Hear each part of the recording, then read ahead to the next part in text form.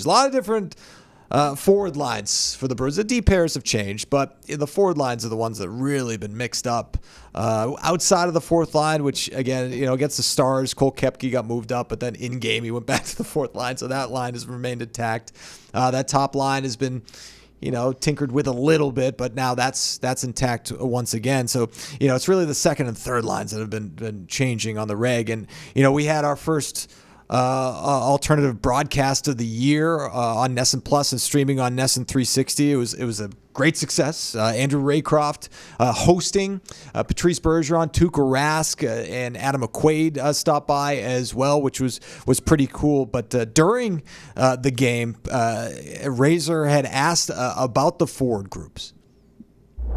Line changes, and when you do move guys around, does it click right away, or what's the focus? A lot of communicating. Yeah, a lot of communication. I think when you're doing that as for the coaching staff, I think they're looking for simplicity. Simplifying your game. A lot of shots, getting to the net. Cycling, the easy stuff, the details, the stuff that you take care of and brings you to the goals and the result, right? Cause I think sometimes when you're forcing plays, you try to think about results. You don't focus on the details that get you there. I heard Tuukka go, ooh, and that was during the Stars game. He had a couple of ooh moments, unfortunately, for the Bruins in that game. But as far as what Patrice Bergeron was saying, you're trying to simplify your game. And that's, what have we said? The fourth line. They're playing simple, right? And that's what you want out of your fourth line. It's what's led to success for them. But early on, Jim Montgomery's tried to find the right combinations, and I think Patrice Bergeron obviously hit the nail right on the head. First of all, listen to Bergie. He sounds like a coach. Yeah. That could have come right out of Jim Montgomery's mouth. Certainly, that's going to be some of the stuff he's going to talk about through the entire season. It's stuff he already talked about at the beginning of the season. But the other thing that kind of stuck with me that Bergeron had mentioned, and by the way, what a terrific grouping for the unobstructed views. No kidding. That Bergeron talked about communication.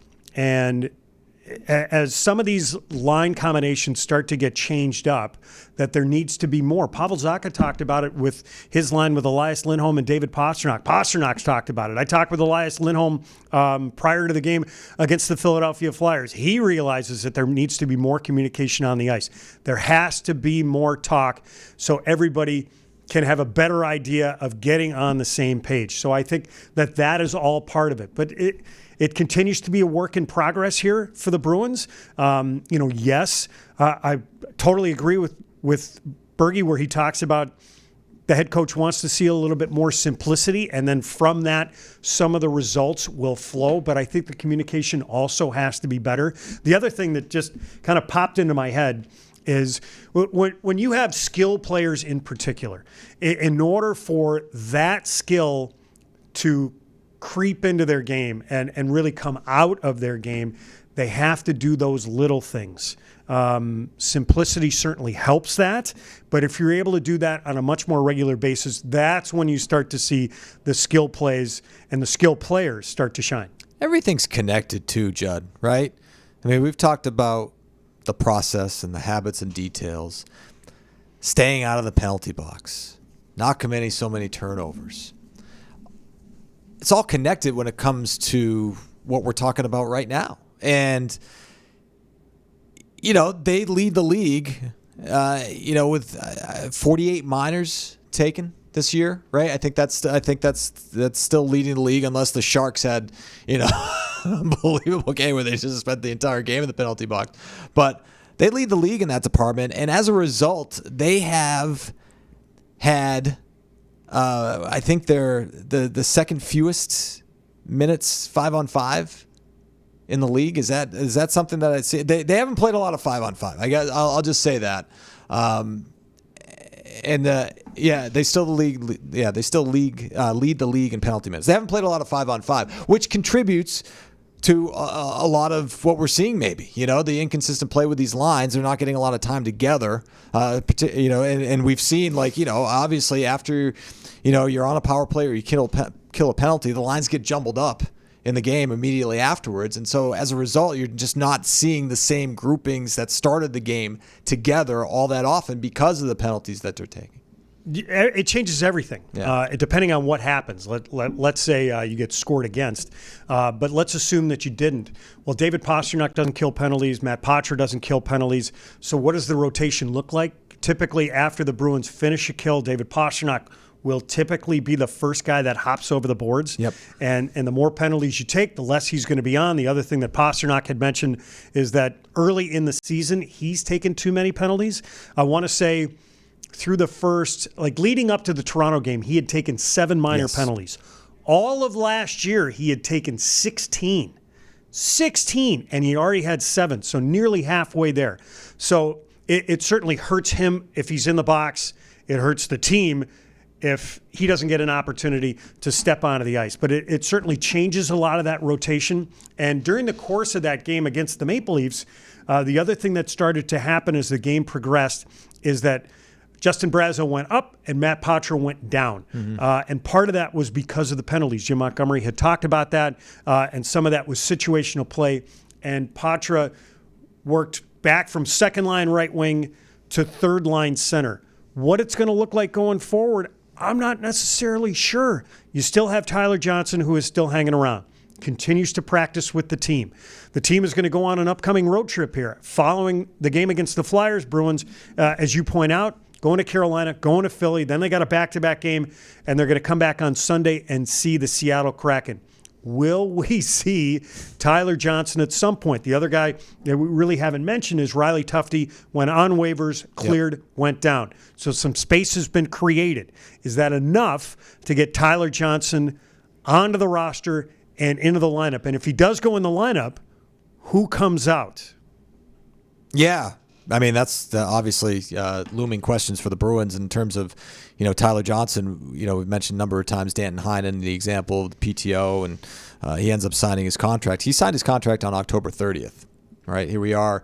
This podcast drops on October 29th. So we're getting to be around the same time where Danton Heinen came into the mix, and you sort of wonder if Tyler Johnson's going to be into the mix and where is he going to play. And we've talked about his versatility, his ability to play center, his ability to play wing. Could he slide up to that right wing with Charlie Coyle and Brad Marchand at some point? Maybe Justin Brazeau is a revelation there.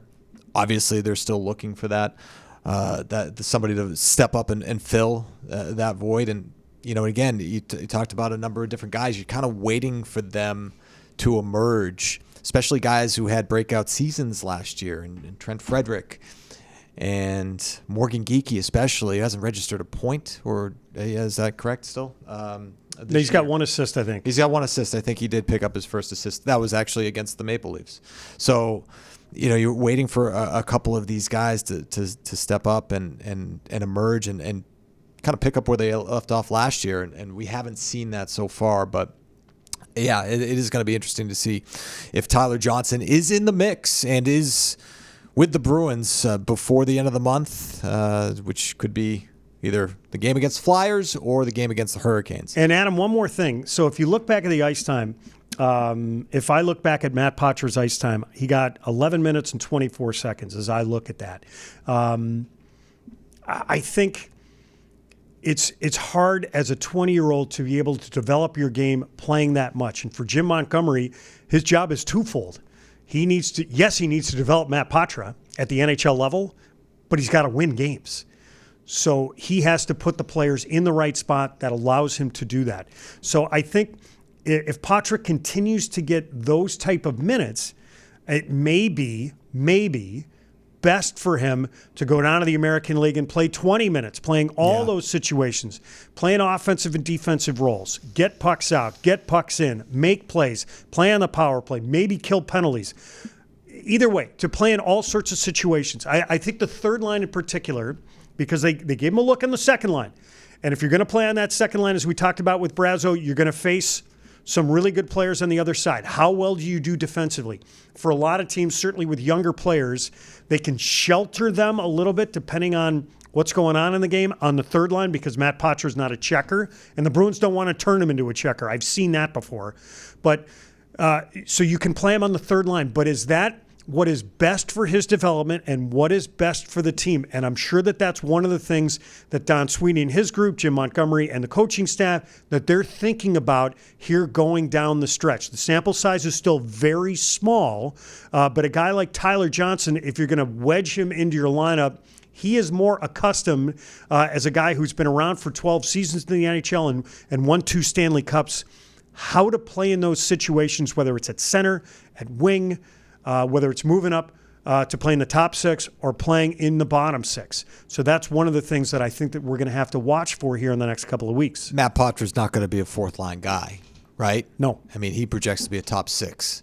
So that's somebody that you'd want playing, to your point, meaningful minutes down in Providence, get that sort of experience. And he did some good things, by the way, not to cut you off, Adam. He did some good things, certainly, against the Maple Leafs. Yeah, absolutely. I mean, I would go as far as to say, he's done good things, in at times in every game that he's played this year. And again, great start against the Kings. You're thinking that, all right, well, this is going to be interesting to see, if he can take his game to yet another level. After what we saw last year from him in 33 games. But, maybe more development is needed. Maybe Providence is the place for him. But right now he is with the Boston Bruins and Tyler Johnson. We'll see how that plays out.